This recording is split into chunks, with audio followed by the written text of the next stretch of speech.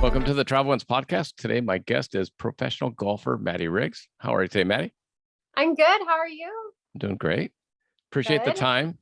It's gonna, to my listening audience, it's gonna sound like that Maddie and I have talked before because we have. Maddie was gracious enough to. I messed up the recording on our first go around, so I appreciate her giving me a second chance. So, No problem. Thanks for having me back. Oh, I appreciate it. You know, after a 4-year career at UC Irvine, being an anteater golfer, and now having the experience of going through a Q school, how's the golf life going? It's weird. It's weird to not have school, which is like, I have so much time now to practice, which like also comes with its own whole set of problems, right? Because you just have so much free time. Right. But then I feel guilty when I'm not at the golf course practicing. This is weird. Like you're trying to now like balance this new life, and I'm teaching a little bit. So well, that's it's good. Cool. I was going to ask you, how did the obviously the worldwide pandemic affected everybody? Yeah. Obviously affected your schooling and your golf career at UC Irvine. What kind of changes did you have to make for that? Well, actually, my junior year got cut in half. So I played half a season my junior year, and then COVID hit. I moved back home, and then I did half a season my senior year at the end. But I graduated with like no graduation, barely played a season. So, you know, people had it worse during the pandemic, but it definitely affected how my college career ended. Wasn't really expecting it to like just end like that. And it was just like, oh, I get to graduate on Zoom, like a random day. Like, what are you doing that on Tuesday afternoon? No, I'm going to graduate college. Yeah, I'm going to get my degree, and that's going to be it for all of my schooling and all of my hard work. It's just over. It's so strange. Wah, wah, wah. Yeah. Yeah. So you've had not quite a year, right, since you graduated, but yeah, a little less. You know, how do you think it's going to be? You know, playing tournaments now, not having the school factor behind you. I like it. Honestly, I've always kind of been a lone wolf, which is good in the golf world. You know, I like to do my own practice. So when I was at Irvine, I had like the most wonderful golf coach, Julie Brooks. She was amazing. But I actually ended up coming home a lot to practice with my dad because he's my coach. And so now I'm like here. I'm at my house, so I get to work with my dad all the time, and like I get to do all of my own scheduling, and I get to, when I travel, I get to decide like what time am I going to get up, what am I going to have for breakfast. You know, it's so focused on myself, which it's a huge difference from college golf where there's 5 girls like trying to coordinate 5 girls at 5 a.m. It's a challenge. Not fun. No. I didn't like doing that with my 2 daughters and my wife, so I can only imagine. Yeah, it's a little bit of a struggle. I don't want to belittle this, but I'm looking at my sheet because you were a 2-time WGCA All-American Scholar. Yeah. So I mean, it's not like you weren't just getting by in school; you were excelling in the classroom and. Yeah. I've always, school has kind of come easy to me, honestly. I have like kind of a photographic memory. So like I can just read the notes, and then I would take a test and like get an A, which is like super lucky. Yeah. But I excelled in school. I really did. That was part of the reason why I got to go to UC Irvine, because I had such good grades in high school that my coach wasn't like worried about me being ineligible or like not being able to handle the workload, because UC Irvine it's a legit school, and I majored in public health, and like that's not an easy major either. Yeah. It's a bit of a challenge. But you know, it seemed like now that you've graduated, but you still have the work ethic habits, like what it takes to get through. So hopefully that translates over into the pro golf. Yeah, I think you can't have people holding your hand, especially as like it's an individual sport. So no one was making sure that I was studying for tests or like looking over my shoulder and made sure I edited my essays properly. You know, like it's all on you. And it's the same thing for golf. Like my dad, he works on my swing, but most of the time I'm practicing by myself. Like I have to go do the putting drills. I have to put in the time. Like no one's keeping track of how many putts I hit. Right. you know, so it's all on you. Yeah. And if you're doing it for other people to like praise you or like push you, you're only going to go so far. Like it has to have that like intrinsic motivation. Yeah. That I think that's pretty true for most things in life. I mean, Yep. whether it's, whether it's battling an addiction, whether it's just getting through your schoolwork, whether it's doing better at your job, whether it's whatever. I mean, you Yeah. have to kind of be self-motivated. Yeah, it has to come from within you if Yeah. you want to succeed. It is true with addiction too, you know, like you're not going to convince anyone to stop doing what they're doing unless they decide for themselves. Yep. Just the way that works.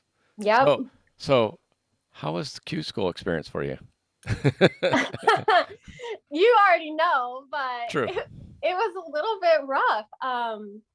It's a lot of pressure. So the way Q school works is you go to Q school and it's like a 1 week tournament, basically 4 rounds. And it kind of determines the next year of your career because you're either going to like get through and get status to play on Symetra Tour, which I've like equated it to like the minor leagues for baseball. Yeah. So you either get through, go play a season on Symetra and get into tournaments, or you don't. And then you're kind of starting with nothing. Like there's not a lot of tournaments to play in like outside of Symetra Tour for the women. And so Q school is so much pressure. Like going into Q school, I was practicing a lot in Hawaii and it was beautiful and it was such a great experience, but I was so anxious every single day. I didn't like truly enjoy it because I was so concerned about Q school and I felt so much pressure to perform on the golf course. And sadly, my swing was just not working for like a month leading up to it. And we just couldn't quite get it back to where it needed to be. And I struggled at Q school. I didn't play terribly. I just didn't play good enough to get through, sadly. And that's the interesting part about golf. I mean, you could play pretty good, better than average, and be off by 1 or 2 strokes and still not make it. Yeah, I mean, and luckily, well, not luckily because it did cost me a lot of money to go to Q school, but luckily, like you're not missing a cut where you're missing out on hundreds of thousands of dollars because you missed one putt. Like that, to me, I haven't experienced that yet. It's gonna happen. I know it's gonna happen. But all of these little fumbles and failures like along the way are gonna prepare me for those types of moments. So as much as I'm like still a little salty about Q school and that I didn't get through and it still hurts a little bit, like I grew so much as a player and a person that I think like going into next year, I'm obviously so much better prepared. I'm always curious, like, I watched Danielle King win this past weekend. Yep. I can't imagine, there's nothing in my life where I go, I'm on the 18th, I need par or better. I got this. I mean, I can't imagine the things that go around in your head that from walking from the 17th green to the 18th tee box. Yeah. And then, okay, I hit an average or better than average drive, but then you still have to walk to your second shot. Now you're thinking, how do you keep the positive things going? I mean, a big part of that is your caddy, trying to keep you in the moment. So like my dad's my caddy and we're trying not to talk about the past. So once we're done with a shot, like that shot is over. We don't dwell on mistakes in the past, but you also don't want to be too futuristic, right? Like you don't want to be like, oh, if I do putt, like I just have to do this because like you have to stay so much in the present for golf and it's really hard. And part of that is having a good caddy because not only like my dad really, he's so positive and he's so experienced that I trust him completely. So he'll talk to me and we'll laugh. Like we laugh a lot on the golf course and try and keep it like lighthearted. I remember my first tee shot at Q school. I hit it farther than I've ever hit a drive because I had so much adrenaline.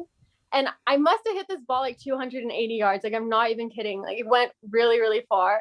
And I looked at my dad and I was like, I'm just glad that got in the air. And we like laughed. And like, that is not a positive swing thought, but like, at least we could laugh about it. And then like, we were ready to go. Like, I feel like with golf, once you're playing, like you're just playing, you're trying to just like enjoy the moment as much as you can, because pressure is a privilege. Like I'm lucky that I'm in these positions where like a shot matters. Like how cool is it that I'm doing something that does, like, it matters. It's cool.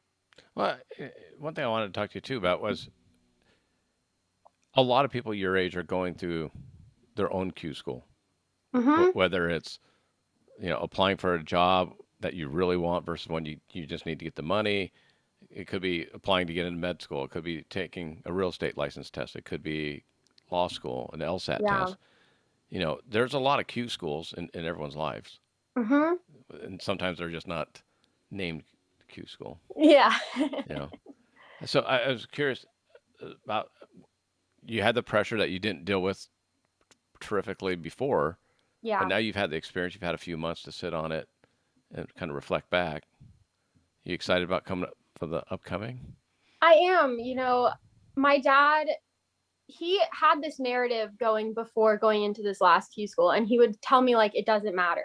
Yeah. Like it doesn't matter, Maddie. Like this is your first Q school. Like people go to Q school 7-8 times. Like this, it can take a decade to get on tour. Like it's definitely a long process. And I was like, what is he talking about? Like, it does matter. This is like the most important thing in my life. How can I sit here and say it doesn't matter? But like in the grand scheme of things, it really didn't matter. Like it wasn't going to this Q school, my first Q school, whether or not I got through or not was not going to determine the rest of my future. Like I still get opportunities. Now in 5 years from now, if I'm still trying to get through stage 1, then we might be having a different conversation. But I think like trying to not be so mean to myself and put so much pressure on every single shot, even leading up to it, like in practice, like if I hit a bad shot just playing like with my family, I would get so upset. Yeah. And like that, I don't do that now. Like I went and played with my grandma, for example, yesterday. I chunked a shot like 50 yards. It was terrible. Like, and I just like laughed about it. Like I was like, oh, it's just, oh well. And I got up and down for par. Like that attitude and like that, what I'm learning now, that I hope I can take that into Q school. And we'll see, I'm going to keep practicing and keep trying to have that good, like positive attitude. It's harder when there's like actual pressure, but like that's when it matters the most, right? Like, are there any drills or mindsets that, I mean, when I used to play, a couple rounds a week, I would tell myself, at least mentally tell myself, okay, this is a tournament situation, because I'd played men's tournaments and that kind of thing. But do you do that now when you're practicing? Like, can it foresee, hey, okay, this is the 15th hole at Q school, second day, I'm doing good. Oh shit, So do you ever play mental games like that? Yeah, I have. So a lot of my putting drills, so like there's 2 different types of practice. There's block practice, which is usually like you're working on technique and it's repetitive and you're not in your routine. And then there's like competitive practice, and that's all in routine and you're keeping track of what you're doing. So I do that with my putting a lot. I do a lot of like where I have to track like what I've made, and that does put pressure because I want to perform well because I'm competitive. And then we have some range drills as well where there's different scenarios. So we call it like the 3-ball drill is a drill that my dad and I do a lot on the range. And basically like you have 3 balls and you have to get a certain amount of points, and there's penalties for different types of shots. So like if I miss this to the left of that tree, I get -5 points or something. Got it. So it trains your brain where if there's water on the right side of a hole, you're like, I don't want to hit it in that water. Well, you can't have that mindset because then you're thinking about the water. You have to think about what you want to do. That's a huge thing in golf. Like that is another life lesson that I've learned through golf is you have to think about what you want, not what you don't want, because that's the narrative that you're feeding in your brain. So that is something that we work on and we practice a lot. And I do a lot of gambling to put pressure on myself. There you go. Yeah, with a bunch of guys that are way better than me. Sometimes, not all the time. Hold on. There's some guys that are better than me just because they hit it so far. Yeah. Like when I played at my home course, Satakoy, which I'm not a member at anymore, but that's where I played a lot. those guys just overpower golf courses. Yeah. And it puts a lot of pressure on you to like be perfect. You know, I can't get away with a missed shot because they can just hit it over the trees and have no issue. We call it boy golf. It's true though. I mean, Yeah. I think women's golf is, for the most part, a lot of finesse golf. I mean, you have to Yes. strategically play a golf course, and like you said, that's what they were trying to do. I remember when, because I'm old, when Tiger first came out, and when he was in his early to mid 20s, he was doing that to golf courses. He was overpowering, and then Yeah. before Rory and all that, and they were lengthening courses just for Tiger. But the other players are like, well, hey, we can't all hit at 310.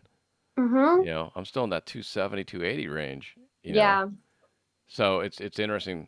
It's like to change a golf course just because the men were overpowering it. I mean, now they can't even make a course long enough, Yeah. really, for them. They can. Like, my boyfriend plays golf and he hits it over 300 yards. And there really isn't a course that is like too long for him. Right. You know, he's going to have short irons. He's going to get to the par fives and two. So it puts a lot of pressure on me. Like my wedge game, you know, on the par fives, they're hitting 6 irons into par fives. And I'm going driver forward wedge. Like, you know, it's harder to compete like that, but it's good. It's a good pressure. I think you have to play against people that are better than you, that challenge you. That is where I totally agree. That's how you grow. I think that, and not getting too out there, but I think that's kind of with everything in life. Mm-hmm. You know, I heard one guy, back to your mental positive thought. He said, when you say, I don't want to hit it in the water, the last three words of that sentence is in the water. Yep. Yeah. So your brain just starts playing that over and over again versus I want to hit it in the fairway, in the fairway, in the fairway, in the fairway. Yeah. What do you want? We always pick a super specific target. You know, my targets will literally be like rakes on the edge of bunkers. Like that's how specific we are with our lines. Yeah. So like the more specific that you can be with what you want, then the less outside information that you're getting, like the water or a bunker that you don't want to hit into, you know, because there's the golf course, you know, there's lots of hazards out there because the Scottish decided to make golf really difficult. They had to make it fun. Yeah, it is fun. People ask me that, you know, do you have fun on the golf course? Like people are like, no, golf is so fun. I'm like, is it though? Like wow. I struggled with that for a while. I really did. Like was not having fun at golf. Really? Part of that was how much anxiety I was having, but I was not enjoying it. It's hard when you turn something into how you're making money in your livelihood and your career. Yeah, it changes it. It just does, you know, it just changes the mentality. Totally agree. I was curious, how much traveling as at UC Irvine did you do for the golf team?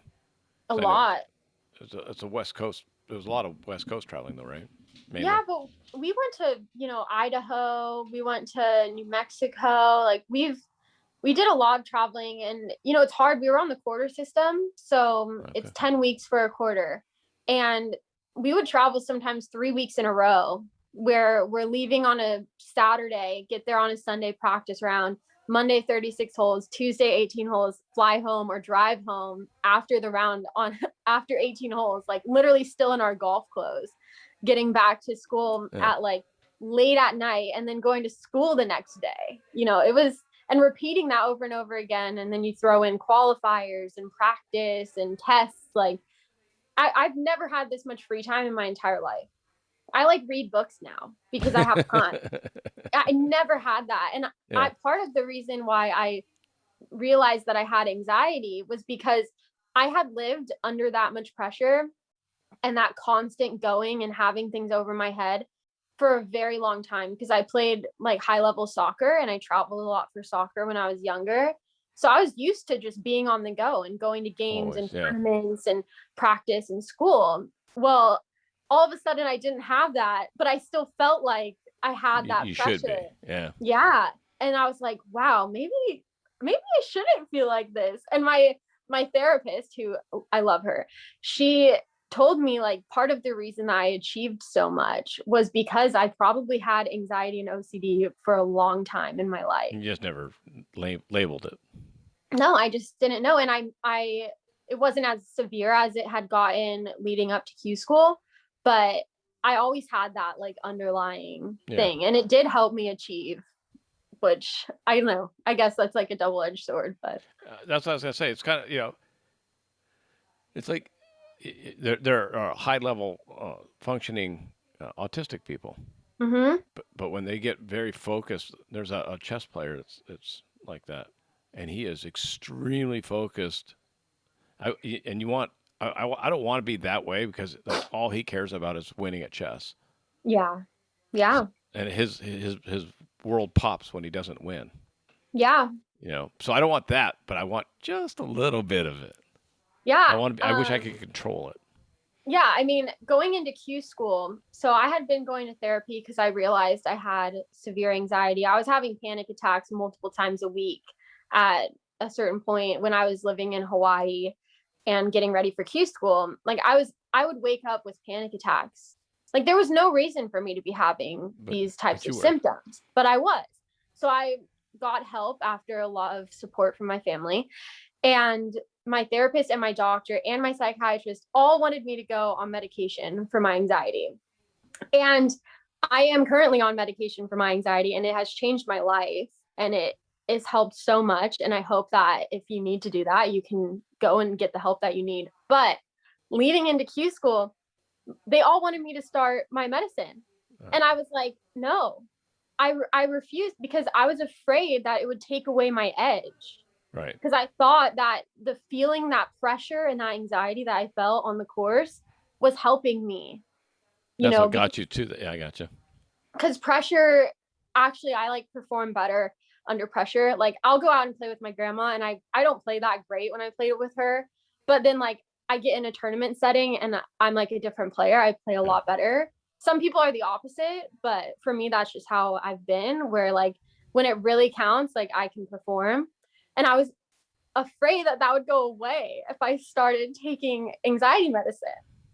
I regret that. I wish that I would have started this medication months and months and months ago when I was really suffering.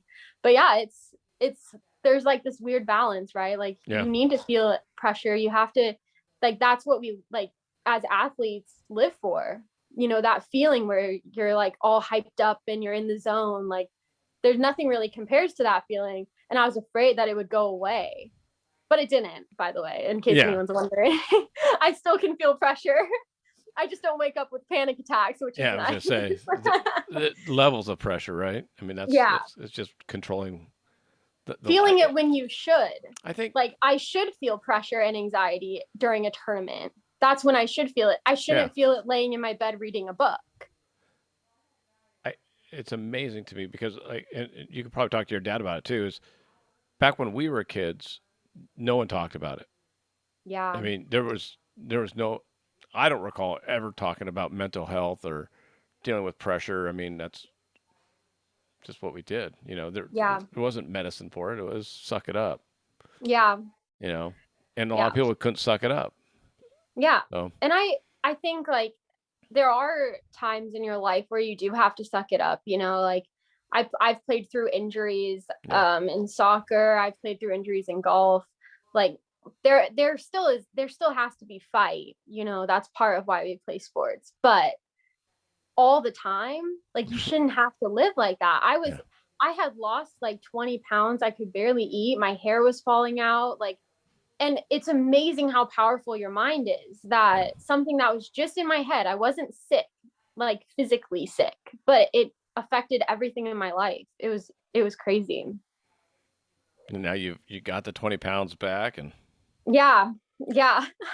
I'm stronger. I'm playing better. I'm happier. I still have severe OCD, which I think that we probably should talk about because it impacts my traveling a lot. But the anxiety is completely under control, which that is probably going to help me a lot for Q school next year. Yeah. I mean, it seems like you got everything getting ramped up to put you in the right spot. Yeah. I mean, that's all that we can do, right? Like, I think it's important to fail. I really do. I think it's important to lose, like that. Well, it should light a fire in you. Then you and I should play around and you'll get used to losing. We both know that that's not true. Pretty sure Like it you is. say it on the podcast with authority, but you and I both know you're not going to beat me. You know, for one, I cheat. I'm not trying to be on the tour. I don't want to kick the ball. No foot wedges. No foot wedges, but an extreme amount of smack talk. That's all I can say. That's good. I'm used to that. I respect that. I like that. Honestly. I mean, I'm talking on downswings. Oh no, Oh yeah. That's off limits. No. We don't do that. And that's like not. we will talk, but like when it's actually time to hit the shot, we don't try and like mess each other up during their swing. Never. What kind of golf is that? I don't know. Professional golf. Yeah, we're not professionals. Like I said, this isn't the LPGA tour. I know. I'm not on the LPGA tour yet, so this will get you ready for it. Right, and some hecklers in the background. Yeah. Or I'll be an internet troll.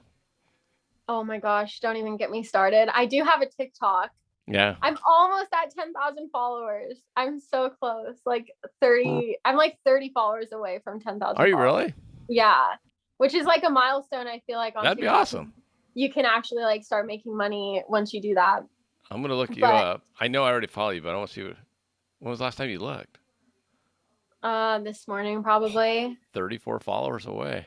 Oh, see, I'm it's funny because like I said, like I'm obsessive about things. So like I started TikTok and I have been like on it. Like I've like made it like my job in my head, even though I make no money from it. But like I plan everything, I film the videos, like I really try and like make it a good quality because I think it's cool that there's like this whole community of people that really are interested in golf. And like they don't know what the life of like a professional golfer looks like because I don't know very many people on tour that like or in this world that talk about like the behind the scenes, And I try and post my bad shots. Like I post a lot of bloopers on there because it's like real golf. Yeah. Like I hit bad shots a lot. That's why I think I have a chance. Oh, right. With a little extra smack talk. And some strokes. I'll give you some shots. Sneezing on the downswings, that kind of thing. Yeah, the internet trolls it's pretty interesting. Everyone's a swing coach on TikTok. Well, yeah, okay? I mean, I was gonna mention that your takeaway's a little steep. Yeah, your right. left hand is a little underpronated. Your right index finger needs to be pointed up a little bit more. People criticize basically anything that you could think of. Your shoelaces were a little long, so I didn't know if you noticed that. People be like, why is her thumb like that?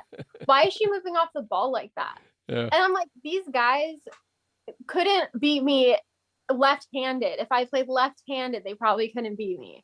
They still like everyone has an opinion, which is fine, whatever. But I would just never go on someone's account and be like, you're doing that wrong. Why are you doing that? You'll never be good. Like, what? Imagine that. It's bold. and just so you know, I'll never do that to you online, but in person. Yeah. That's fine. That takes a little bit more courage. You're not hiding behind a screen. Because every time if you go a little right or left, I'll just tell you to punch it over the trees like your boyfriend did, and you'll be fine. Oh yeah, are we going to talk about that moment of my life? the last time your boyfriend caddied for you? Yeah, the last time my boyfriend caddied for me, he got fired because he tried to have me play boy golf, and I took a 12 on a hole, and sometimes that's not good. 12? It was at least 9. I tried to like erase it from my memory, honestly. It was past the snowman. That's all that matters. Yeah, it was bad. And it was in a US Open qualifier. So, at least it wasn't a big deal. Yeah, I was only playing with Anne Van Dam and I was like so embarrassed. Here's what, even if you do give me a few strokes, you get a couple 12s. I got this. I promise you, I will probably not even make a double. Oh, Now we're making extra bets. I like it. And like we can put money on it. Like genuinely, I probably won't make a double. It's very rare that I make more than a bogey. Yeah, but you've never had someone truly heckle you. That's true.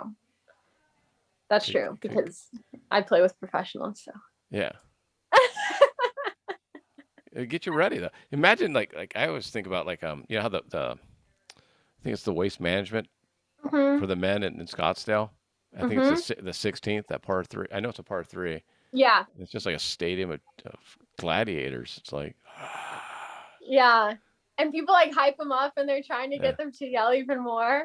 You know what though? Like having a constant noise is fine. Yeah. It's when there's like a random noise that I'll like hit a bad shot. That's when my sneezes come in handy. Oh my gosh. Allergies. What I can't. What do you want me to do? I have allergies. I'm allergic to grass. I'm like that's not even a joke. I'm not even trying to be funny right now. Like I'm actually allergic to grass and I'm a golfer. You might. That's like being a swimmer and being allergic to water. Literally. Like, no, I know. Claritin's my best friend. Claritin should sponsor me at this point. We can make after we get the RV sponsorship, we'll get the Claritin sponsorship. We're trying to get the RV sponsorship because I have a fear of hotel rooms. Yes. And we can talk about the OCD now. You want to talk about? Okay. I have OCD contamination. It's basically imagine that every single surface that you see is dirty. And that is how I live my life. Literally every single surface is dirty and contaminated. The floor is like my worst nightmare. And, you know, I didn't know what OCD was really. Like, I thought it was like when people flick the light switch over and over again, which that's another type of OCD. Yeah. But there's different types. And mine is kind of started when COVID hit. And then it just has never gone away. And like, I'm not even afraid of COVID anymore for that. Like, we know that it's not on surfaces, but it like changed my brain to the point where I cannot touch anything really. And like the only place that I consider like truly clean is my bed.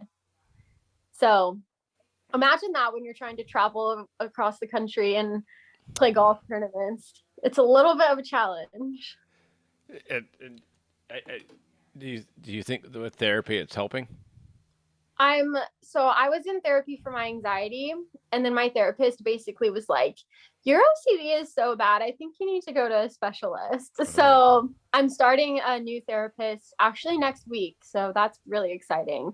And we're going to do OCD is like a different type of treatment. You have to do like behavioral therapy because it's a behavior problem. Yeah. But yeah, it's definitely affected my golf. And my ability to just like travel is really hard for me. I've still done it because I've needed to. Yeah. But it's a whole process. You know, I have to bring all of my own bedding, all of my own towels. Like I can't touch the floor. I have to wear socks and shoes the whole time I'm in the hotel room. I have to wipe everything off with Lysol wipes. And you know, it's like this whole added layer. Like I'm not just going to a tournament to play golf. Like I have to do all of these other things that people don't even know about. Yeah. But everyone has their own struggles. I was going to say, and there are celebrities that have that, that affliction. And my daughter worked for one. Oh, really? Who is completely OCD. I mean, the cleanliness. So it's nice for her because she has tens of millions of dollars to hire people to make sure that everything's clean. But it literally, like when she would come home, things had to be a specific way. Like, you know, the jewelry box goes here, this goes here, the clothes have to be sorted this way, the rug, the carpets have to be vacuumed a certain direction. It's a real thing. And like, you know, some people it's like kind of thrown out a lot where people are like, oh, I have OCD because like they want the number to be even or something like that on like volume. Yeah. This is like, no, like this is it takes over your life. Yeah. Every single aspect, everything that I do revolves around my OCD. And like, I still live my life. I still go play golf. I still, you know, do things that I love to do, but it's not without struggle and a lot of thought. You know, imagine like looking through your entire life as everything is dirty. It's crazy. It's so much so that I literally, if I touch something that's dirty, I can like feel it on my hands, like where I like know exactly the parts of my body that have touched something that is dirty. It's crazy. Your mind's a powerful thing, like I said before. Because I think for the most part, everyone has different levels, right? I mean, for example, like my wife is not quite like you, but more on that end of the spectrum, and I'm the opposite. I'm just like whatever. Because that must drive her crazy. Yeah. My boyfriend's a little like he's such a guy. Like he's so great. Yeah. I mean, the stuff that I make him do on a daily basis to even like, because he lives with us, so we share my room, and you know, he has to follow all of my little rules that I have. Otherwise, like, I won't be able to sleep. I won't be able to do anything. Like that would be all that I think about, is like if he like walked outside with his like bare feet, like that would be it for me. Can't have that. Would it bother you if I golf barefooted? Yes. The floor is disgusting to me. So do you still want to give me some strokes, or? You're going to need a lot of strokes. That isn't not going to change. You're definitely if I play golf barefooted though. You're going to need more strokes if you play golf barefooted. Here's the pressure for you. I'll have to if I win 3 holes or more, you have to play barefooted. Absolutely not. It will never happen. Do you know how many things are on the ground? A lot. A lot.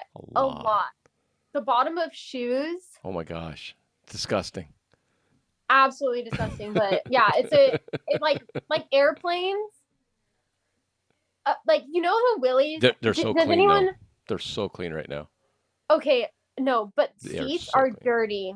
They clean them. They steam them. The cracks always have like crumbs. Yeah, just a little bit of food.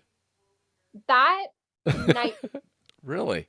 Oh, cracks. We're like playing. Specks. I call them specks. That's like what my family has coined, like the things that bother me. They're specks. And like part of the reason why it's really hard for me to fly on airplanes is because there's so many specks. Like, do you know when like you see a spider or like a snake and it gives you the willies, like that feeling up your spine? That's how I feel when I literally see a crumb on the floor. See, you're giving me all this ammo for our round of golf. Isn't that crazy? So if I leave crumbs, it is crazy. If I leave specks all over my golf cart. No, I hate it. See? Like it literally, it's a podcast. You can't really see what I'm doing right now, but it gives me willies up my spine. Like that's how it feels. Oh, it's on. Yeah, I know. But yeah, traveling is it's not easy, but it's part of my job. It's literally you're traveling half the year at least if you're on tour all around the world, which is awesome. Like for a normal person, that would just be amazing. Like you get to go to all of these really cool places and play all of these amazing golf courses and make money doing it. Like make money doing what you love to do. Yeah. Like that is why I'm in therapy. That's why I'm trying so hard to overcome this problem, because I can see the potential and I can see like how lucky I would be to be on tour. Not exactly luck, because it is a lot of work, but it's a privilege to be able to do something like that. Well, and I want to be able to enjoy it. It's great that you're sharing this, because I know for a fact there are a lot of people that travel not for golf, but for their job. And they have issues. I mean, I literally interviewed an airline pilot who came up with an app, a phone app, to help people that have a fear of flying. Oh wow! Like because they have, I mean, not a cleanliness issue, but like I'm going to crash issue. Yeah. And so he came up with an app, and it's free, to help people with their anxieties over flying. That's amazing. Yeah. See, I know I'm not alone. I know there's a lot. There are people that struggle with what I struggle with, and there's probably people that have it a lot worse than I do, people that can't even leave their houses. Like luckily I can do those types of things, but it still affects me, and it still is negatively impacting my career, which is very frustrating. Sure. I don't want I don't want that to be the reason that I'm not successful. Like my own brain prevents me from doing that. Yeah. Like, Well, there's a lesson in that because your brain, whether it's OCD or whatever, can prevent you or help you be successful in anything, yeah, right? I mean, even no, I don't want to get into COVID, but being sick, if you're deathly afraid of being sick and you get sick, your psychosomatic will tell you, you won't heal as fast. yeah. So if you tell yourself, even if I get sick, I'll be fine because I'm going to take my vitamins, I'm going to exercise, I'm going to do this, Mm-hmm. I'm going to live a lifestyle that will be conducive to me beating it, Yeah. and so be it. Yeah. That's all in The your brain. mind, the mind's powerful, and golf has taught me a lot of like lessons in life, and that's a huge thing, is like you're only as good as your mindset. If you go into a round and you think you're going to play bad, you're probably going to play bad. Yeah. Like that's just, it's almost like what is that, like a self-fulfilling prophecy? Yep. It really is. And that's like something I've learned, like trying to have a positive outlook. And like, as much as I am struggling and I've struggled with anxiety in the past, like, doesn't matter how amazing your life is. Like, I was living in Hawaii and playing golf every single day. Like, it was a wonderful life, and I was so privileged to be able to do that. But I didn't truly enjoy it because my anxiety was so bad. I was so worried about Q school. And like looking back, I can like kick myself now, right? Like, Maddie, like, what were you doing? Like, why did you think that way? Like, why couldn't you just enjoy playing golf every day in Hawaii? But I think like maybe like me telling my story can like show that it doesn't matter if your life is perfect. If your mindset and your mental health is suffering, it's not going to matter. Like, you still are going to be upset. Kind of what we talked about too is social media. It's like, you see the pretty blonde playing golf in Hawaii. Yeah. That creates a perception. Yeah. That's not always true. No, It's not social accurate. media It's is not. fake. Yeah. Well, it's not And fake. I've tried so hard with my social media now to like not be fake about it as much as it's as possible. If you looked on my Instagram right now, you would think that I'm in Hawaii because the past like 3 posts have been from Hawaii. Yeah. But I talked to my dad about this a little bit, and I think it's important that I hadn't posted any of the stuff that I was doing in Hawaii when I was actually doing it. This was like 4 months ago that I was living in Hawaii. Right. I hadn't really posted anything. Like, my sister was like, you need to post like every day. Like, your Instagram's going to blow up. Like, this is so cool. Like, so much good content. Like, she's a little business mindset, but I didn't want to post because I felt guilty, because I was like, this isn't real. Like, it looks like I'm living this great life and I'm suffering in my own mind. Right. And also with COVID that was happening, like, it just felt wrong to like post that I was like in Hawaii playing golf every day when like people were dying. People still are dying, sadly, but People die every day that's true. But of everything. it was weird. Yeah. Like, it was a weird place to be, to like post that stuff. And we were incredibly safe in our own little bubble out there. And you to even get to Hawaii, you have to get tested before. So it is a safe trip, as safe as you can make it. Mm-hmm.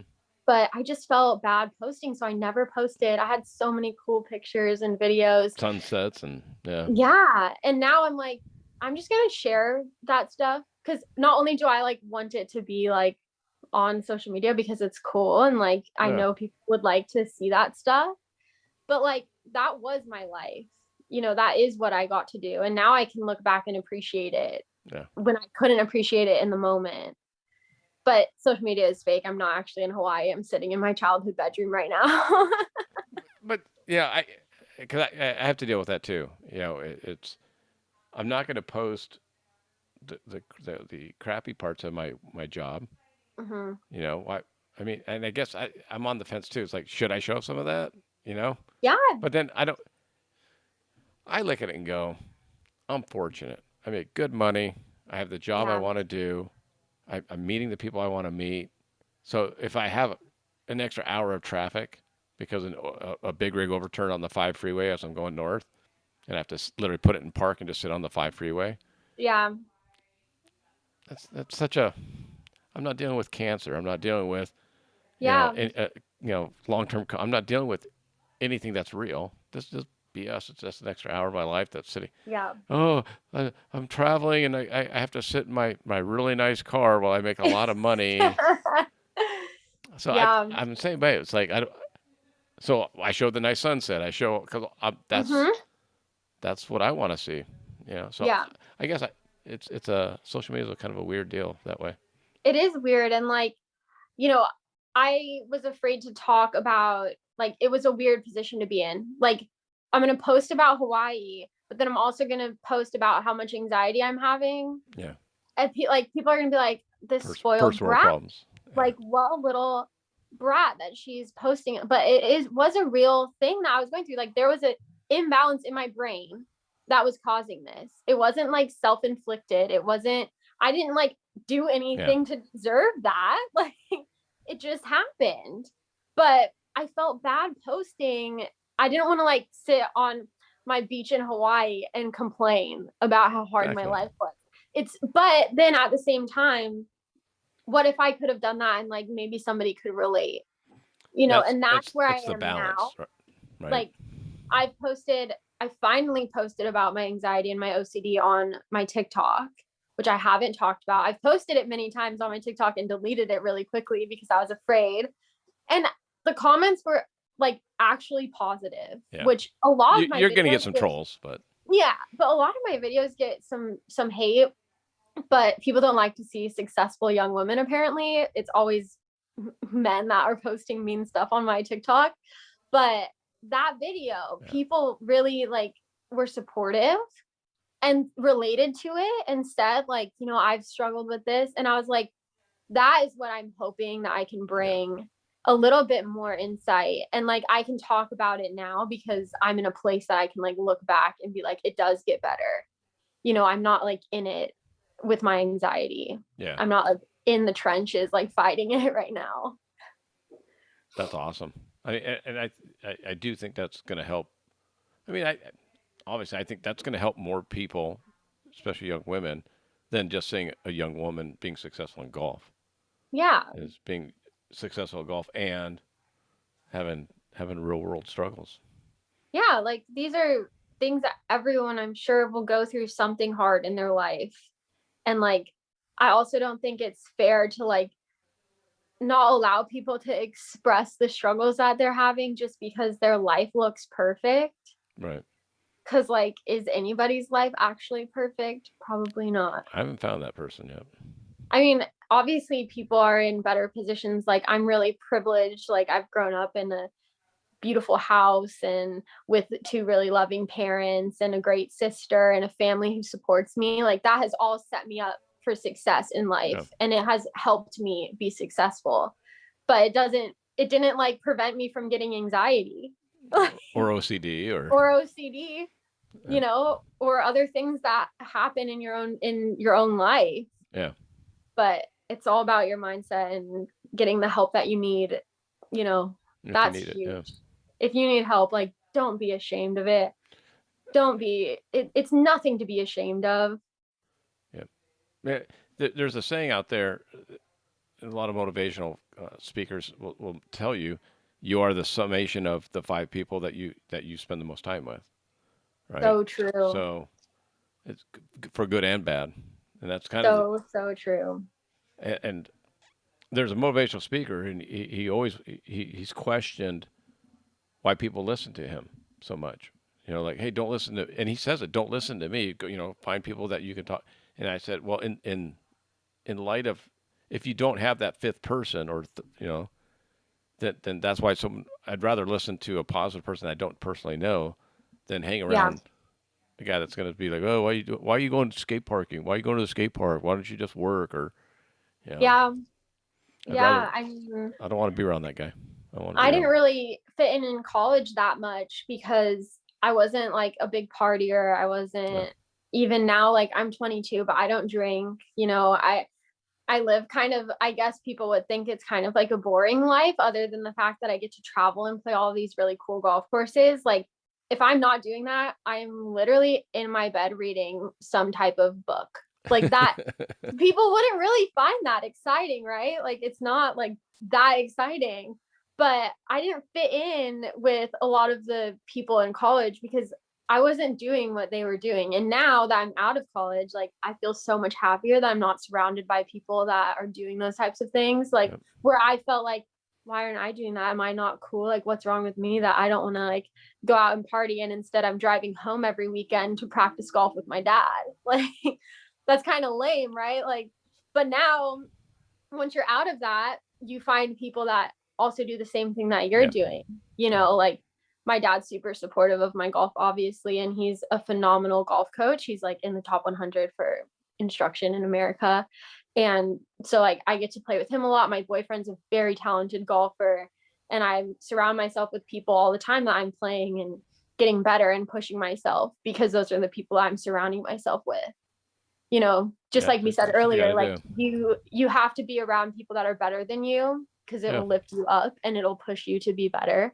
And that's not just in your sport, that is also like people that are more positive than you, or like are happier than you. Like imagine like if you surrounded yourself with those people all the time, you know, it would lift you up, hopefully. And I don't think I always question this, because if I hang around 5 people that are more successful than me, those 5 people are probably assessing it the same way. Yeah. So they'll get rid of me because I'm not as successful as them. They're looking to, you know what I mean? So it's kind of. But if you're working at it, like, you know, if you're if you're putting in your effort, you know, like it's, my dad's always like, put your money where your mouth is type of, like, if you're saying that you want to be a professional golfer or whatever you want to do in your life, like if you're saying that, like it's really easy to say that, but like are you actually doing it? You know, my dad would always call me out if I say I want to be a professional golfer. Okay, well, if you're not practicing, then like you don't actually want to be a professional golfer. You know, he would never push me to practice, but he would call me out if I wasn't like doing what I said I wanted to do. You know, you have to put your money where your mouth is. That's pretty cool though. Yeah, my dad, I had some tough love. Like he would always say like, you're not going to get a gold star for doing what you're supposed to do, you know, because parents like sometimes like you like pay your kids for A's, right? I knew like a lot of kids in high school where their parents would give them like $20 if they got an A in a class. And I would be like, look, dad, I got an A like in my AP classes, like, and he would be like, yeah, well, that's what you're supposed to be doing, Maddie. Like, what do you want me to do? Like, pat on the back, good job. Yay, you woke up today. Yeah, like, no, you know, but I guess that's a topic we talked about last time, I think, like participation trophies and participation points. Like, I know that's controversial, but. Well, not for me, because I grew up, there was a running back that played for the Chicago Bears. Your dad would know him, Walter Payton. And back in the 80s, you could spike the football when you scored a touchdown to celebrate. Right. And it was a big deal, because in the 70s you weren't allowed to do that. You get a 15-yard penalty, and then they allowed for more expression, and then it's just a level of right. But Walter Payton never did that. So like he would run, get a touchdown, put the ball, hand it to the ref, or just set it down on the ground and just go back. And they would say, "How come you don't spike? How come you don't celebrate?" He goes, "Because I don't celebrate that much, because that's what I expect." Yeah. Like, do you celebrate walking to the bathroom in the mornings? You expect to be able to walk to the bathroom in the morning, but some people can't, right? So, but that was always his mentality. Was just if you expect to shoot a 68 on a certain course, and you shoot a 68, you did what you expected to do. Yeah. Now, if you go out and shoot a 59, then maybe you'd spike a golf ball, celebrate a little bit extra. But no, it's acting like you've been there. Yeah. You know, it's like the people that get so excited when they like make a putt, or you know, like kind of need to act like you've been there a little bit. Well, like you have. Yeah. So no, I don't know about participation points. I don't know about I'm not real big on that. participation trophies. I'm not really big on it just because like I think you have to lose, like we said earlier. Like you have to lose, you have to fail. Like I failed at Q school. Like technically I did not get through. Does that mean I'm a failure as a person? No, like I didn't internalize that and like make that into my being. But I still learned and I still accepted that I didn't get through. And now I can like be better in the future. Where like if you've never failed because you get a trophy for finishing 5th, then like how do you learn to accept failure and grow from it instead of like internalizing it? But think about that.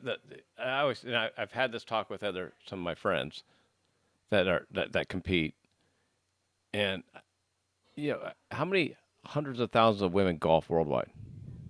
Yeah, a lot. Probably millions. Yeah. How many were at Q school?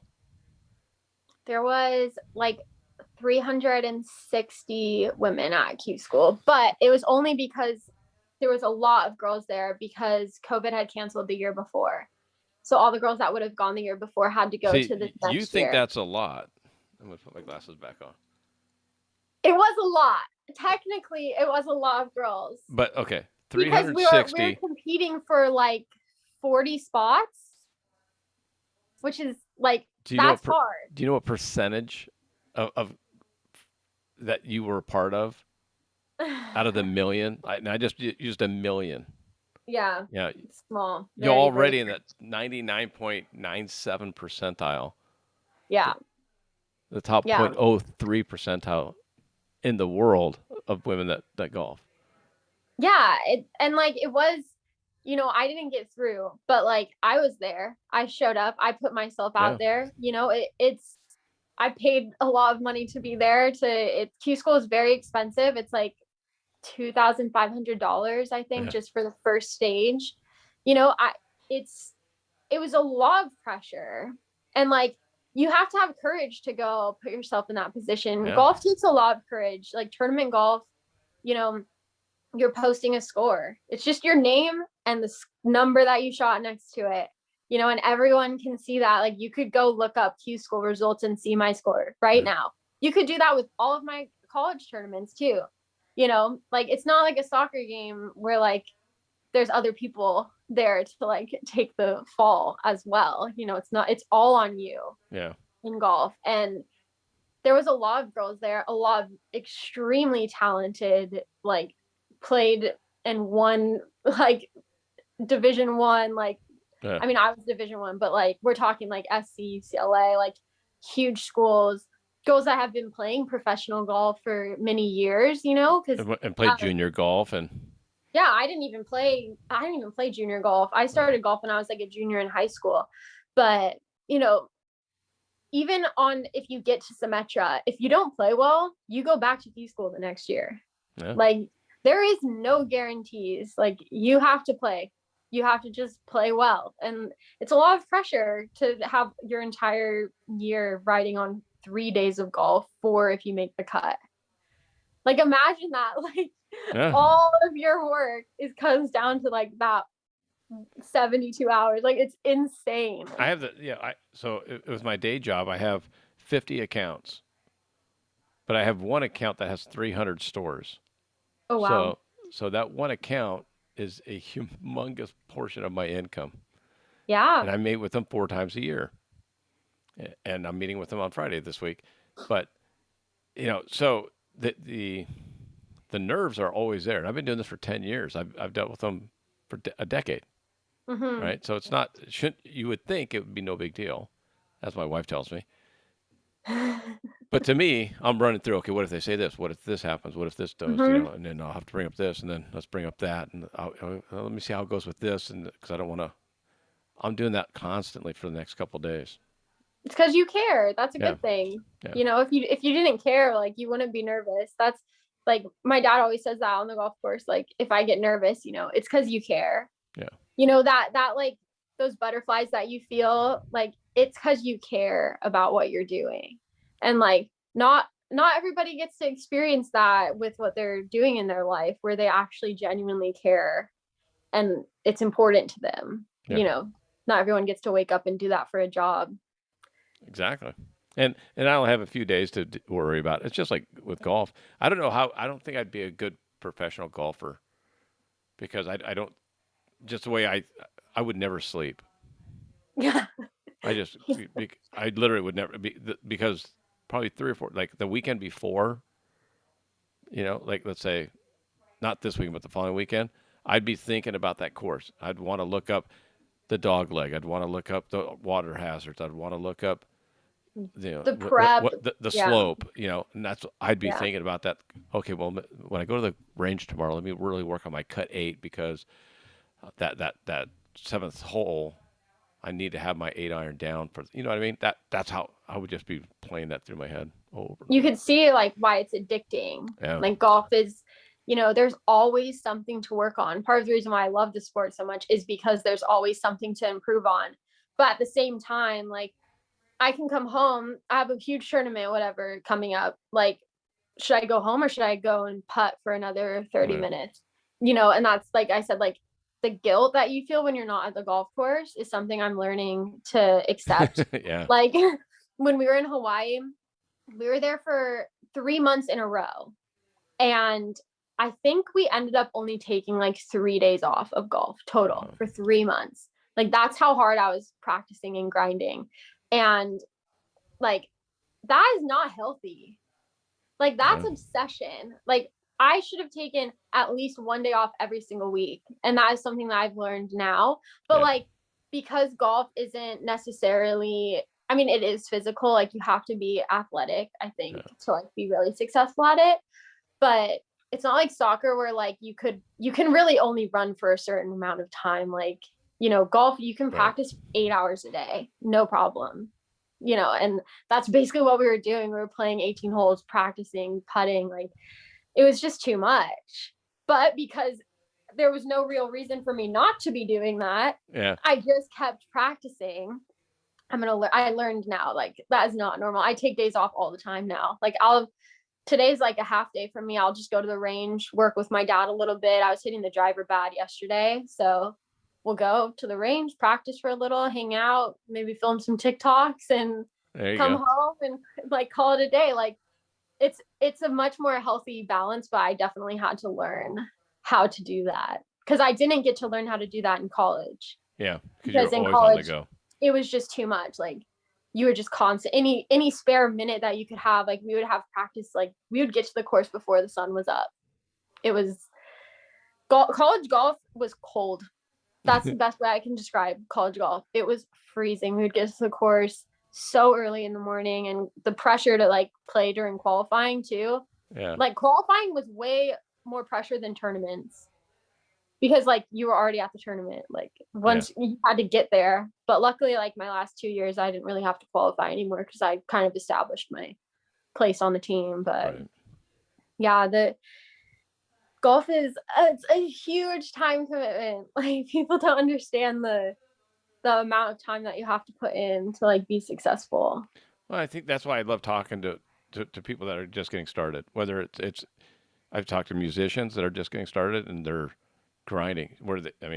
One guy, they have day jobs, and then on the weekends they're traveling to a fair or some kind of event or a bar or whatever to perform, making $200, and then driving home for a Sunday night so they can go to work on Monday.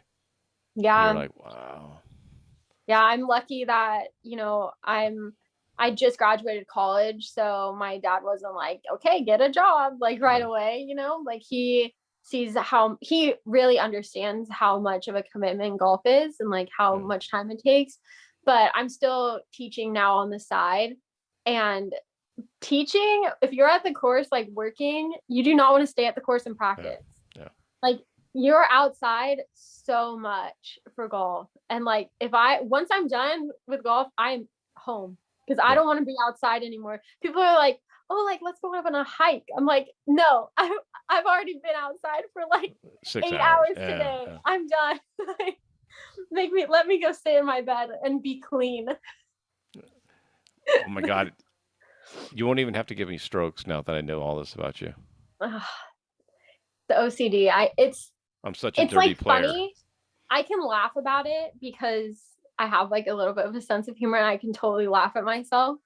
I do all the time, and my family gives me so much crap for my OCD. Like, they're really supportive, but they definitely like are lighthearted about it because I don't know, that's just how we are, you know, like you can either cry or laugh sometimes. So we just laugh about it.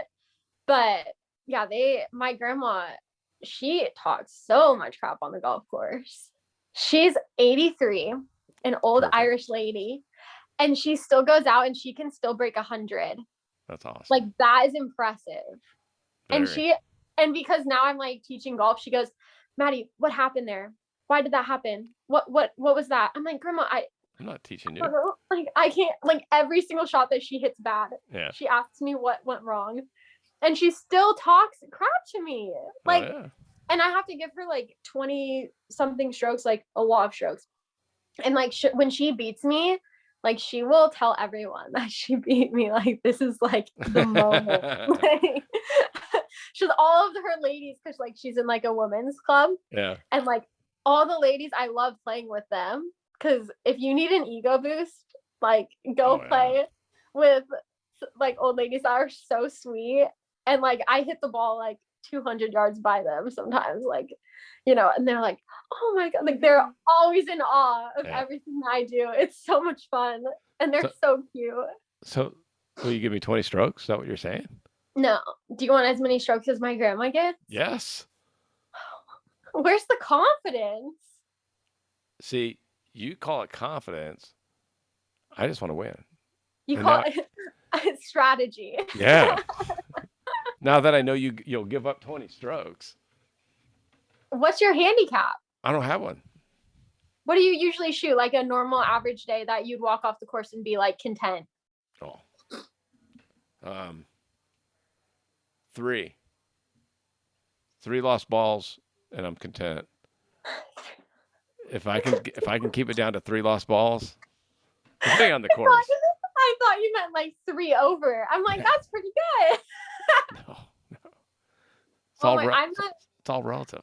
I'm a +4.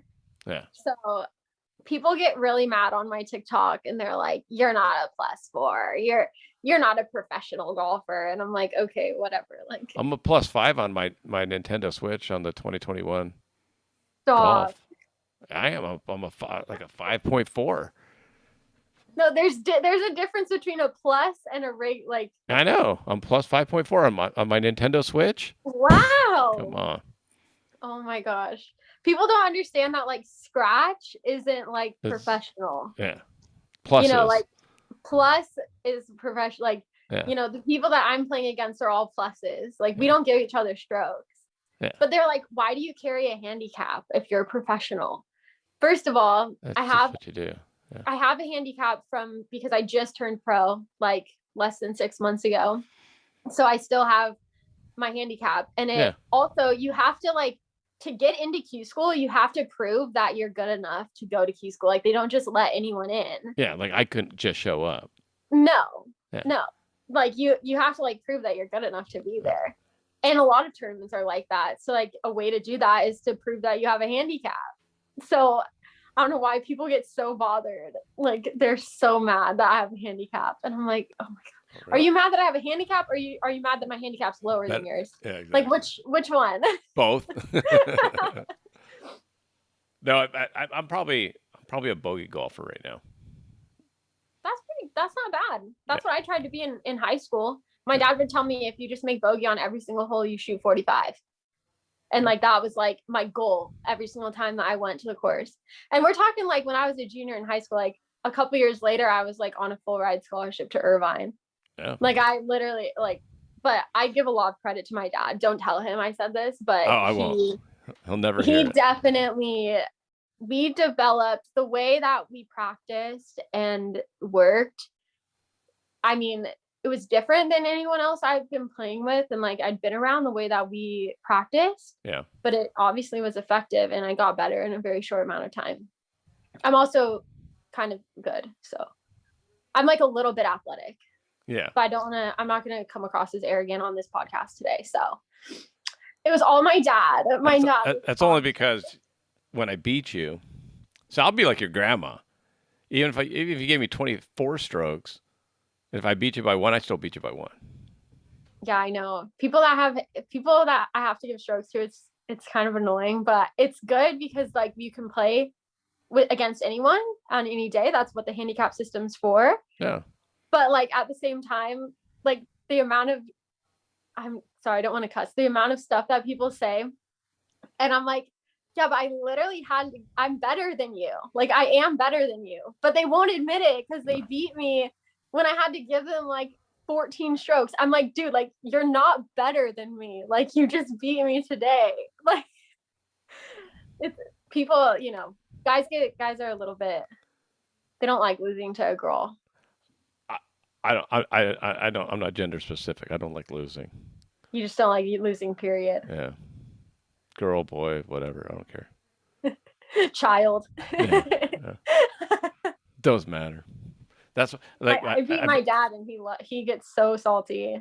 Yeah, he hates losing to me. He probably hates losing. Yes. Yeah. Yes. I hate losing to him. Like specifically, I really don't like to lose to him because I never hear the end of it.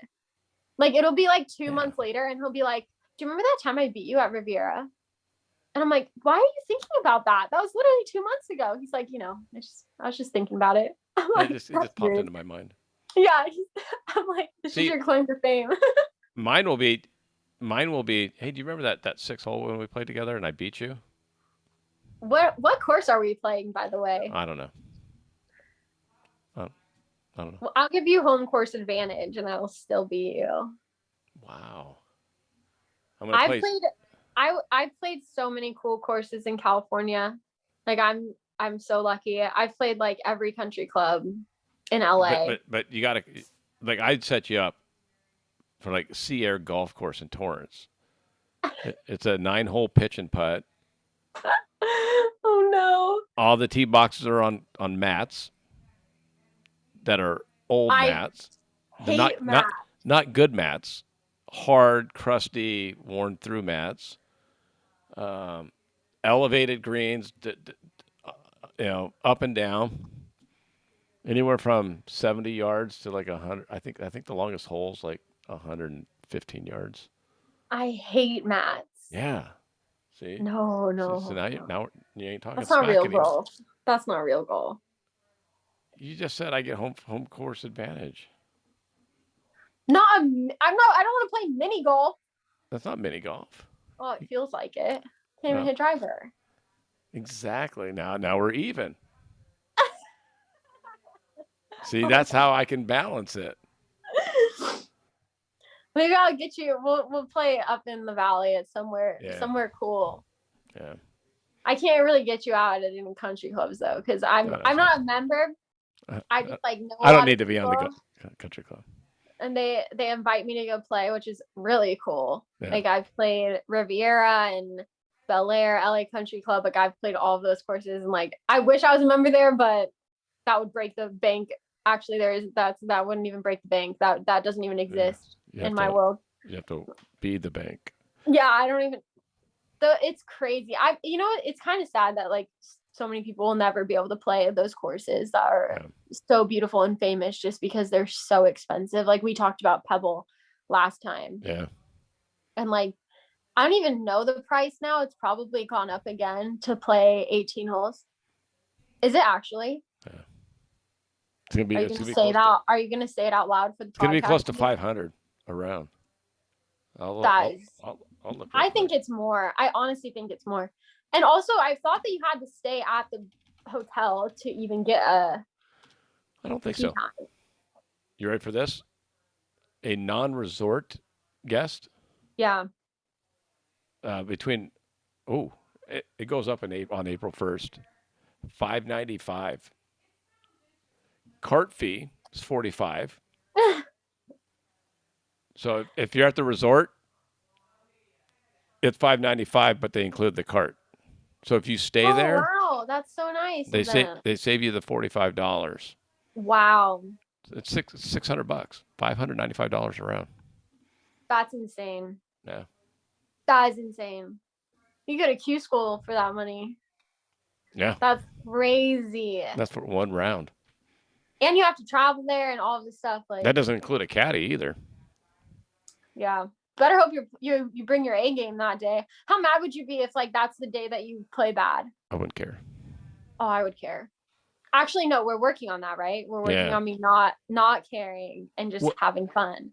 The nice thing about Pebble would be I'd get back on my 2021 and play that course over and over again. I played that course so many times on video. You know all the lines and everything. I do. Well, oh my god. Depends on pin placement, but yeah. Yeah. I want, that's one of my favorite places in the world is Monterey. Yes, that's like so special to my dad, and I go up there and played a lot of golf up there. And have you played Pasatiempo? No. That course it's like closer to Santa Cruz, but that course is extremely difficult. Like it's a Mackenzie design and it is so hard. But yeah, California has some of the best courses in the world. Oh yeah. Dream would be to go to Scotland though, to play St. Andrews. That's the dream. That is what like my dad and I's number one goal, because he says he wants to do that before he can't play good golf anymore. Yeah. He's not even old. Like I don't know why he's played so many sports his whole life that his body is just trash. Well, and it's also I can equate that like because I start thinking about that too. I'm older than your dad, and I sit there and it's just different. Like when I was playing in my 30s, like I could play 2 rounds in a day. Yeah. Easy. 36 holes. Let's go. Yeah. Yeah, because the re-round would be half price. So, like, oh yeah, for another $40, get another round. Let's go. I'd be a little tired the next day. Now today I'd be like, couldn't even imagine. Yeah, my dad, he's not even like, he just has a bad knee because he had to get knee surgery and they took all of his cartilage out. Oh, is that all? But they did the same to me. Yeah. I have no cartilage in my right knee. They did that at 18. Yeah. I redshirted my freshman year at UCI because I had to get knee surgery to fix an old soccer injury that I had since I was 12. I tore all the cartilage in my knee and it just like kept tearing until I was 18. And the surgeon was like, I've never seen a knee on someone this young that looks the way that your knee looks. And then they just took out all of the cartilage. And then they said I would get arthritis when I'm 30. Yep. Something to look forward to. Yeah, I'm so excited about that. Luckily, I'm not like running around anymore, but hills hurt. Even now, sometimes like walking up and down, like downhill is not fun on my cartilageless knee. Well, maybe you can get a medical exemption and get a cart when you make it on the tour. Like John Daly, like no, thank you. I do not want to be like him. No, who's the guy? Casey Martin, I think. I don't usually do this, but he was a golfer. Now he's the coach at Oregon. You never heard of Casey Martin? Mm-mm. Played. Let's see. He suffers from a birth defect in his right leg known as I'm not going to be able to say this right. Trunay syndrome. Mm-hmm. So he actually sued the PGA because he was good enough to golf if he didn't have to walk the full course. Oh wow! And he has a medical. So he sued and won the right to use a golf cart during competition under the American with Disabilities Act. Wow! In 2001. You see, like, I don't regret. I would do it all over again. Yeah. Like I would do all of the soccer and all of the injuries all over again to be able to have played as much soccer as I did because I just loved it so much. Yeah. I thought I was going to play in college, to be honest, but that ended when I got a concussion. Another fun injury. Another really fun injury where I dislocated a vertebrae in my neck. Like my C1 vertebrae like popped out of place when I got elbowed in the face. So I got a concussion and a dislocated vertebrae in my neck. You caught a ball in the face? No, an elbow. Oh, an elbow going up. Yeah, because I'm really short. Yeah. So I was always like at elbow height for people.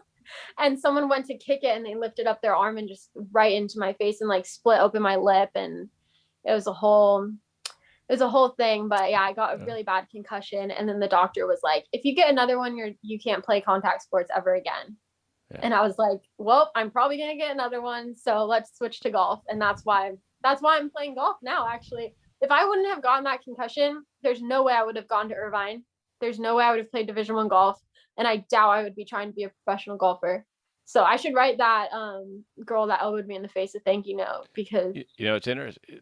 That's a big lesson though, because at the time that happened, how bummed were you that you couldn't play soccer anymore? I was devastated. Yeah, it was my whole identity. Like, I was on a club team from the time that I was 8 years old, and I traveled all over California, everywhere, to go play soccer, college showcases. Like, I didn't have like a normal childhood, and I did, but like I wasn't like going and having sleepovers on the weekends. I was traveling to soccer tournaments, and I loved every single second of it, other than like the team aspect, because I never got along with my teammates, because I was, like I said, I'm like a little selfish and always wanted to do my own thing, and I was always such a big ball hog. And so, which is good for golf, but not necessarily for soccer. But yeah, it was hard when that ended. Like, that whole chapter of my life ended so abruptly. And luckily, I got to play the last 2 years of high school soccer, but I stopped playing club because obviously it was like way more like risky. And it was actually scary to play soccer in high school, because by this point, like when I was a senior, I had verbally committed to go to Irvine for golf. But if I would have gotten hurt playing soccer, I would have lost that opportunity. It's a little bit of a gamble, but I got to walk off the field on my last soccer game. I still remember, so I got like a fond memory, and got to close that chapter, just not quite in the way that I wanted to. But not all athletes get to end their career. That's something that you don't realize. Like, everything comes to an end. My whole life revolved around soccer, and then one day, that was just my last game.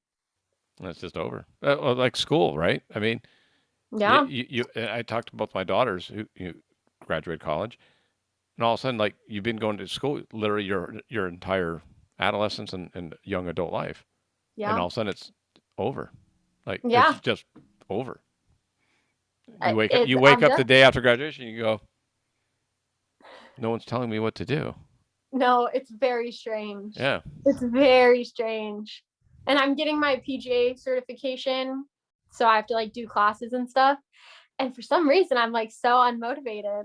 I'm pretty sure to get your PGA certification, you can't talk smack to clients, and so. Yeah, you actually do have to be careful with what you post on social media and what you say. Well, no, I'm just talking about our round. Like, I know. No, I know. I don't think you could be a PGA certified instructor if well, I talk shit to all of my students. Like, I literally will tell them, I'm like, I'm gonna keep bothering you about this until you fix it. We're not moving on. Like, I don't care. Like, I'm so blunt, but that's just kind of my personality. Like, I'm very to the point. My friends and I, we talk in downswings. Yeah, no. We're gonna have to come to some sort of agreement that is not golf. And amongst boys, it's not pretty what we say on downswings. I'm sure. I've played with plenty of boys, and they're all in their early 20s. Let me tell you. I would clean it up for you, but yeah. I've heard it all. I've literally heard it all from the boys that I've played with. Have you ever had someone yell out Q school on a downswing? No, but that would be really. I don't know if that would be too soon. Too soon? It might be a little too soon. Okay. Well, it's still a little bit of a fresh wound. The fact that I didn't get through, but I was embarrassed to talk about it for a while, and also this is good for you though. Yeah, something to be embarrassed about. Like, I failed at something that is really hard to succeed at, but I'm not giving up. You actually succeeded in just getting to, like I said, I mean, 360 women golfers out of the world. Yeah. And these are elite. Like, a lot of these girls came from different countries around the world. That's what I'm saying. Yeah. it was really cool I played with a girl from, I can't say it correctly. I don't want to sound like Paraguay. Paraguay. I'm sorry, I can't say that correctly. Yeah. I sometimes pronounce words wrong, so I don't want to like offend anyone. I'm so sorry. You'll be all right. Don't let you slide. But yeah, it was really cool to play with a bunch of different girls from all around the world, and like they're so talented. The talent there is amazing. Like the talent in women's golf is incredible. Like even to just be a part of that is so cool. How many women? Do you know how many women are on the tour right now, between Symetra and then the full tour? Probably a couple hundred. Okay, so let's say 200. Let's say 300. Yeah. Let's say 300. 300 on the tour, 360 tried out. That's 660 women. Yeah, there's probably like 800 women like combined in all of the tour and everything. I would think maybe. I just looked it up. Here's the stat for you. Based on a 2018 number, there are 4.9 million women golfers. Wow. So 800 are in the category you're in out of 4.9 million. Yeah. That's crazy. I never thought about that. You're in the top, not even 1%. You're in the top percentile of a percentile. Yeah. And like, it's never good enough, right? You're always wanting to be better. That's golf. Yeah. It's just cool. Like, it's cool to see all of these amazing young women playing golf, and it's cool to see the women's game is growing so much. You know, we're actually making money now, which we were not making. Like the disparity between the PGA and the LPGA was actually embarrassing. The fact that was how it was. But I mean, the purses are increasing, and it's really cool. And I mean, these girls are so talented. Like Nelly Korda is so talented. Jin Young Ko, Indy Park, like they're amazing golfers, and they would kick your butt. Well, yeah, not with enough strokes, and they can't play with people screaming at them in downswings. Come on. Well, you saw Marty Fish. They played the tour, the champions, like the tournament of champions, a week ago, I think, 2 weeks ago. Marty Fish is a plus 2.4. Like he's a good golfer. And he lost to Nelly Korda by 12 shots. Yeah. Like wasn't even close. Like this is how good these girls are. Yeah. Like they're amazing. And Danielle King, actually, my dad taught her for many, many years when she was younger. When she won back-to-back USAMs, which is incredible. Amazing, that's an amazing accomplishment. That's Tiger Woods level, yeah. Yeah, like she's such a beast. Like I love her so much, and she's so nice. But yeah, she took lessons from my dad, and she's an incredible golfer. She's a really good person too. I love her so much. Like she recognized me. I saw her at a tournament in LA. I went to watch. This was a couple years ago, and I was like, "Hi Danielle, like I don't know if you remember me, but I'm Brady's daughter." And she was like, "Oh my gosh, like I remember when you were like this big." Yeah. Like but she's such a genuine person, and the personalities on the tour are awesome. Like it's just really cool to see that us getting the respect that we have earned. We deserve that respect. We're just as good as the guys. Like we really are. We might not be hitting it 350 yards, but we're just as talented, if not more talented, in my opinion. Whatever. Well, it's a different type of talent. Yeah, I was gonna say, I always look back and when my daughters played lacrosse in college, and then they came back to the alumni game or played with the old team or whatever, they always said it was the game just slowed down for them. When they would play high school kids, it was they weren't, but you know what I mean? So it's it's if you were to go back and play, if you get on the tour and you're successful for 5 years, go back and think about your UC Irvine days, and you're like, oh. Yeah.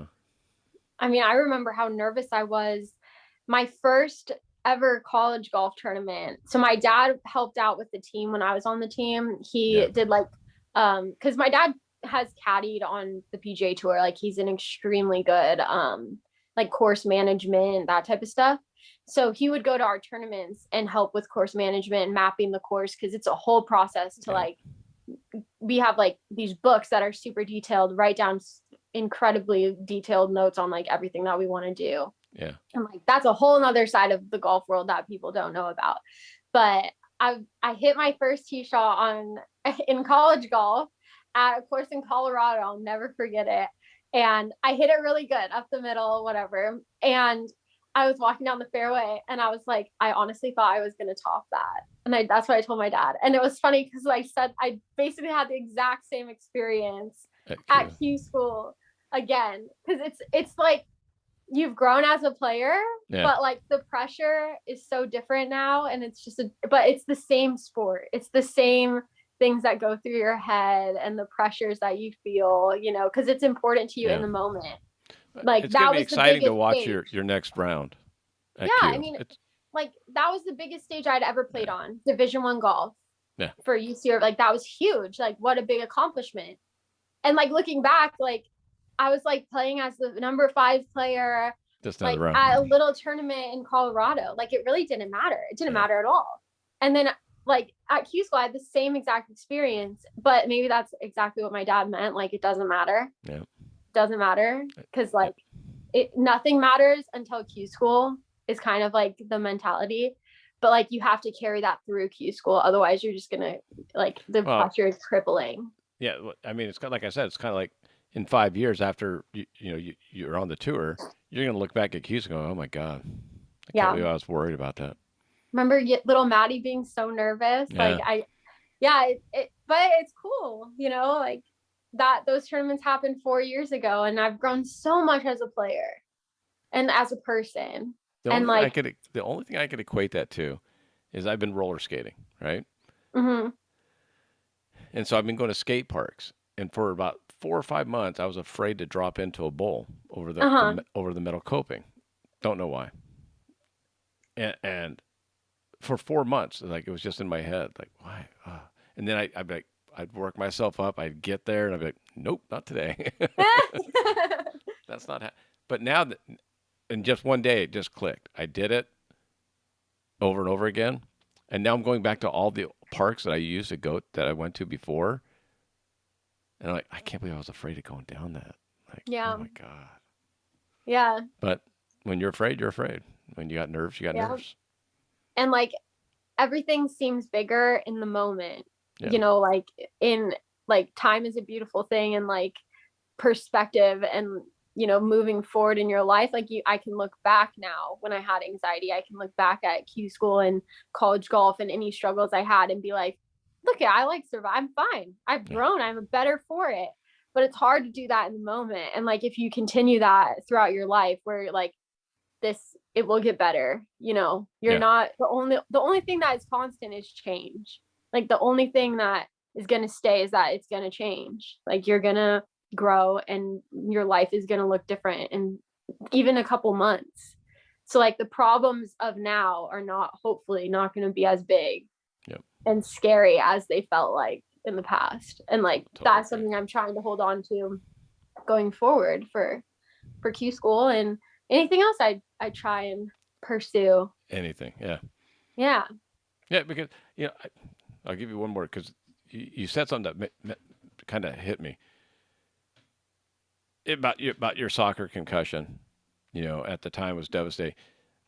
There was a motivational speaker that I watched, and he was talking to a mom and a daughter, and the daughter hated her dad because they went to an ugly divorce, and it was just ugly.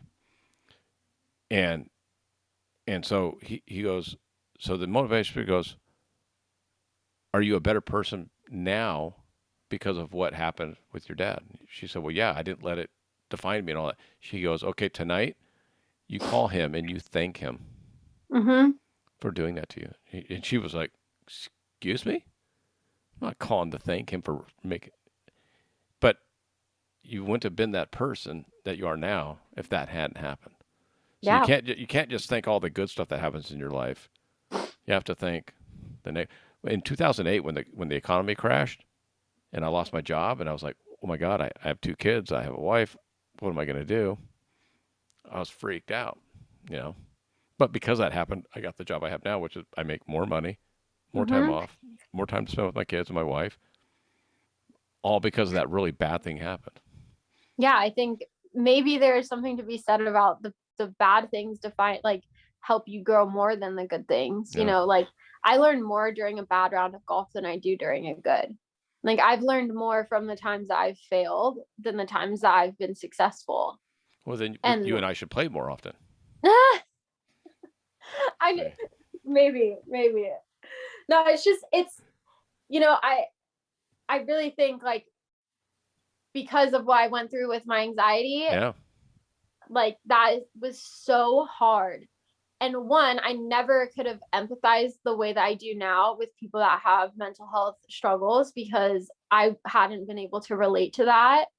And now, as somebody that's been through something that was extremely difficult, Sure. and like it was like a serious like problem, now I can like look back and be like, yeah, but I overcame that. Like, and anxiety, you know, doesn't go away forever. Like I very much it could come back, and it probably will. Like my therapist has said, like you're probably going to struggle with this for a very long time. Yeah. You know, it's not something that just goes away miraculously. But now, because I did overcome it, like I know I can do it again. Yeah. Like I know that I will be okay. And that's something that before I didn't have, because I had never overcome it. I couldn't see it. I honestly couldn't remember a time that I didn't feel anxious, and I couldn't envision a time that I would feel better. Like that's a really dark, hard place to be in, where there's literally no end in sight. There's no light at the end of the tunnel. But now, like, this is the light at the end of the tunnel, you know, and I get to of one tunnel. I have that, like I earned that, and that doesn't, like, nobody can take that away. You know, that's gonna always be with me, that I overcame something like that. Yeah. And that was a bigger accomplishment and a harder thing to overcome than graduating from Irvine, than playing Division I golf. Like that all looks easy compared to the struggle that anxiety was, and how hard that was for me to come out of. Yeah. Which is crazy, because a lot of people would be like, oh, like what an accomplishment to like graduate and get your degree from a UC school. Like that's huge. Like that must have been so hard. Like actually, no, like it wasn't easy, but I never knew struggle the way that I did when I had anxiety. And I hope that like people, like I really hope, like if there's one thing that people take away, is that there is a light, like there is a better future. It will get better, because everything has to end eventually, and like it will end eventually. Your anxiety, your depression, anything that you're struggling with, it will end eventually. I promise. Like, at least I hope. That's what happened to me. That's what happened to me. It got better. Well, that's cool. I don't want to take up any more of your time. What's the best way for people to follow you? I have an Instagram and a TikTok. So my Instagram is Maddie Riggs. It's MaddieRiggs. I think it's actually 2 R's for Riggs for Instagram, and then it's 1 R for Riggs for TikTok. But you could just search Maddie Riggs; it should come up. And yeah, I'll give you the tags or whatever. So you I'll definitely put them in the on the page, and put them on our website. That way, post a lot about golf and my swing, but also like traveling and like kind of what the lifestyle of a professional golfer is. Interesting. So when is the next Q school? In August? In August, yeah, the end of August. So I'm actually going back to Hawaii in February. Hopefully, that's like the plan. So a lot of practice and a lot of content. It will be really fun. Nice. So definitely follow me for that. And then just getting ready for Q school, and also pursuing other things like teaching and stuff like that. It's cool, you know. Got a lot going on. It'd be fun to follow up with you in a year or so on the show. Yeah, that'd be cool. Get you. Yeah, maybe after Q school we can talk about that. Hopefully I will have gotten through at that point, but well, you will have gotten through it one way or the other. Yeah, definitely. Right, so yeah. If you can make it through a round of golf with me, you'll be fine on Q school. Oh my gosh. I want to beat you so bad, because I feel like you would actually make me come back on the podcast just to talk about you beating me or something. Like in a week, you would be back here. Like, guess what? Here, wait, hang on 1 second. This is what would happen. Oh, Why do you have a trophy? I would get a new trophy just to brag that I beat you. Oh my gosh. How about instead I'll sign a golf ball and give it to you when I beat you? That might be worth some money someday. Might be. Just don't personalize it. That way I can sell it on eBay. Oh my God. That's rude. The few things I've gotten from friends that are worth signing stuff, so I always say personalize it. Because I want them to know I've never, like, I have things from people, and I'm like, I wouldn't sell it. Like, my kids will end up inheriting it, and they'll just throw it away, but I'm not going to sell it. Ouch. Oh, hey. Here. Can you see this? Why do you have a golf ball in your pocket? Well, no, it was in my, I keep it in my drawer. Oh, I thought you pulled that out of your pocket. I was like, you walk around with a golf ball in your pocket? No. Can you see it? It's a Titleist 1. Why would I keep a golf ball in my drawer? I have literally no idea. Maybe to like rub the bottom of your feet out. I do that. I do that too, but not with this one, because this is the one I got a hole in one with. I've never had a hole in one. Right. That's why you don't have a ball in your drawer. Oh, sometimes you're better to be lucky than good, I guess. If I can be lucky on the day we play, I'm good with that. Well, we'll have to make that happen. Can you see that ball? How old is that ball? It's from the 40s, they said. It's a Royal. I got it at a driving range, and I looked at it, I'm like, that's like an old golf ball. And I looked it up. You find some gems in range buckets. It's from the 40s or 50s, they said. That's so funny. But this is the hole-in-one golf ball. I'll put it away now. I'll put it away now. In your pocket. Right there in the drawer. Well, thank you for having me. Thank you, Maddie. You're a pleasure to talk to. Very funny. I appreciate it. And I can't wait to see the success you're going to have. Well, thank you. I appreciate that. I really do. It'll be exciting to watch. And if you're a listener, make sure you subscribe to her TikTok and her Instagram, not just her TikTok. Yeah. Oh, let's see real quick. Let's see if you got any more since we've been on. Nope. No more. You're still at I feel like, what's weird is TikTok followers will be like, I'll gain like 50 and then I won't gain like any for like 3 hours and then I'll gain like 30. Like, I don't think it's like, I don't know. I don't know. I think it's weird. Like, I don't know. It's weird. TikTok's, the algorithm and everything is so strange. 99.72. See, so I gained 40 in the time that we've been talking. Yeah. That was good math, I think. No, I was better at English. Yeah, that's not good math, but you're 28 away. Oh my God, that's so exciting. That was my goal. My goal of this month of January, I wanted to hit 10,000 followers. Easy.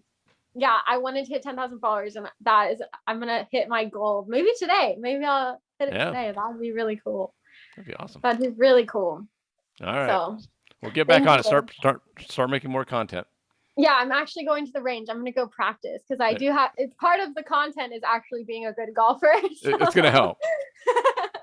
Definitely so I'm going to go practice now, but thanks for having me. Thanks, Maddie. I'll talk to you soon. Okay, bye. Bye-bye.